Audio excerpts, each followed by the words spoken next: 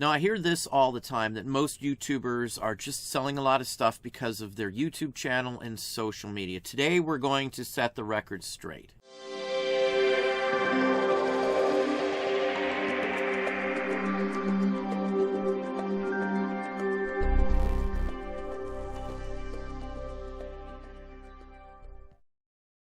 Hey, it's Don. Today I wanted to address a big question, a big comment I hear all the time, that being on YouTube is the only reason that I get all the sales and stuff, what we sell and what the prices I get for my items.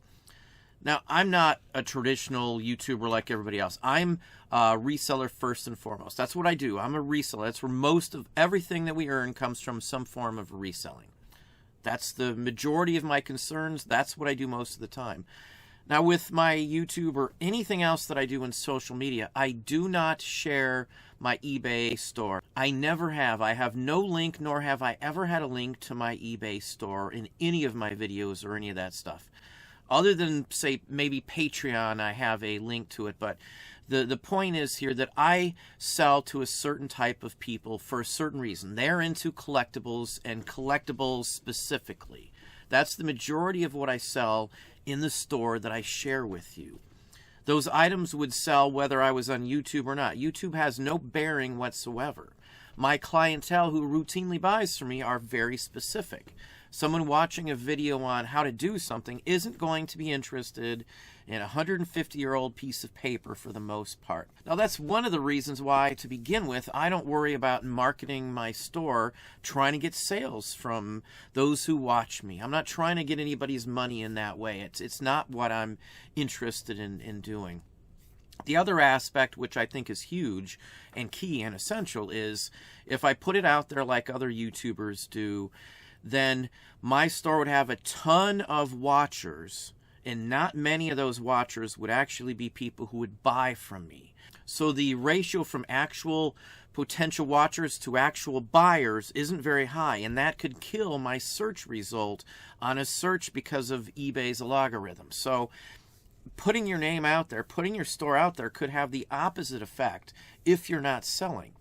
Now, there are some YouTubers out there who the majority of what they sell is only sold to those who watch their channel, and that is it. The only reason some YouTubers out there even have an eBay store is just to sell their stuff to you. That's the whole point and principle of it. If that's their model, that's fine. I don't really care what somebody else is doing with it. For me, that's not me. I like what I sell, and I like being a reseller. So a secondary is YouTube. Now, I like being a reseller. I like the things that we sell. I like having them in my possession. I like the historical significance of the majority of items that we find. That's the neat, the interesting, the exciting part to me. That's what keeps this fresh and new every day when I do that. It's always something different we run across or have or sell or converse on. So that's the draw for me into reselling in general. Now, I'm not saying those whose whole business is just YouTube and then reselling just to support it is wrong or anything. That's just their own take. That's their business model. It's just not mine. Now, I don't honestly see, unless you have a market for the items specifically that you're selling, that in general that social media such as YouTube or Facebook or any of that stuff's really going to do you a whole bunch of good. We don't promote our items on Facebook either. I know a lot of people will post links on their page. What happens is it alienates a lot of your friends and family when all they see is you trying to sell your stuff to other folks. I don't do Facebook Marketplace. I think it's still too much the Wild West, so I'm not interested in going those routes. I like the traditional. I like to steer my business towards items that have a collectible field that will be out there when I have the items. I think that's more key than anything else. Now, if you're banking on and feel that you need a social media presence just to sell your items, it's a lot of extra work. It has very little return for sometimes years, or even ever if you're not big enough for you don't draw enough attention or anything else like that. There's a lot of negative reasons why YouTube or social media could hurt and drag your actual reselling business. Those are just a few of the ones, the major issues there. Now, I'm not a marketer as well, so I don't share my store for partially that reason. I'm not trying to have everything I do be about marketing my wares to somebody. I like talking about the stuff, and I like discussing and showing vintage and collectibles and how to do things on it. But again, that's what I do as a living. So I'm just showing you like a how-to video. I'm not trying to steer it into, hey, buy my stuff, I'm going to make more money. That's, again, not the case. Nothing wrong with anybody who does that, but again, that's just not my personal preference on this. If you really want to go the route, that's on you. That's your call.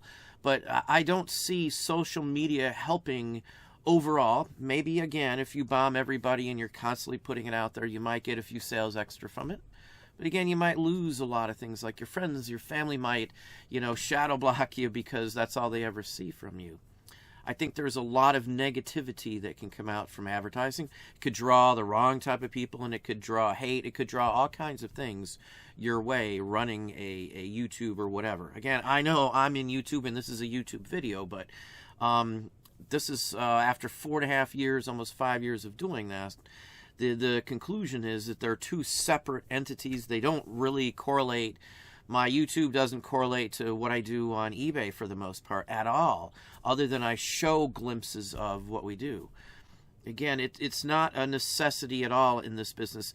I would say the biggest factor in selling more is constantly listing, constantly adjusting. At this point, item specifics are, I think, a necessity.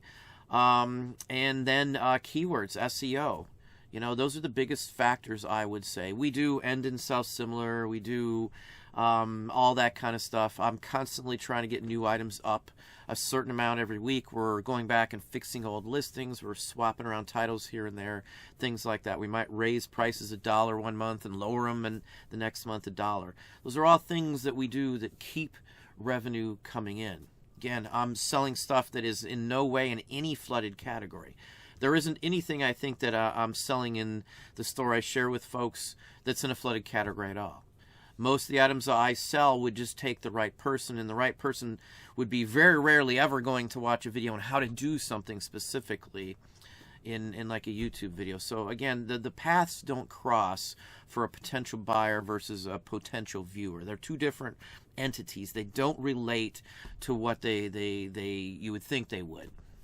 Now, of course, you can buy a bunch of stuff and you can sell it on YouTube or whatever you want to do with it, but that's a selling stream. It's not an educational or how-to stream then. It's more about marketing and selling. Again, there's goods and bads with any of this stuff that you do. You need to put yourself together a pros and cons list to determine if it's even worth your time. You're going to put in a ton of time when you start off. You're going to have a year or two before it even probably takes off. It may take you a year or two before you even make a dime on social media itself. So if you're not making the sales from doing it because you don't have a big enough viewership, or people just aren't interested in what you're selling, you're just going to be wasting your time. It's kind of like jumping to another site just because sales slow down somewhere. The learning curve to learn the other site could sink you to begin with. It's just hard to say depending on the site you're going to. Like if I went to Poshmark, I don't sell many clothing pieces, so it really wouldn't be worth my time. I've been there. It just wasn't worth my time. Macari might be worth my time, but again, I've got a learning curve. There's other issues. I've seen where they've shut people's accounts down and things like that. So, is it worth your time? Is it worth the effort? That's the key at the end of the day. YouTube, again, it depends on what you want out of social media. If you just like the social media for social media, be my guest and do it. But if you expect it to instantly turn your sales around, it's far from that. It may have the opposite. Again, we don't know how eBay's logarithm works. So if you've got a ton of people that happen to watch you because you've put out your eBay store and most of them don't buy from you, your conversion rate's going to be terrible. And that might be a key factor in what eBay uses to promote. If you constantly sell a ton of stuff and have a similar amount of watchers, those are two good numbers, meaning that you attract people, and those people that you attract actually buy from you, which would be the opposite if you're running a YouTube channel and promoting your store that way. So I see a negativity to it that could be hurting more ever than it would be actually helping your store. Again, there's other reasons to do YouTube. You don't have to say I won't do YouTube just because I don't want to promote my items. YouTube's a great thing, great fun. It's enjoyable. You can, blow out things that you think about, and it's like a community-wide. But again, I don't do it to boost my sales for eBay. But anyway, that's what I have for you today. Hopefully that gave you some ideas, some thoughts. If you enjoyed this video, please hit that like button down below. You can also hit the bell icon to be notified if I post new content or go live. Subscribe and tell all your friends.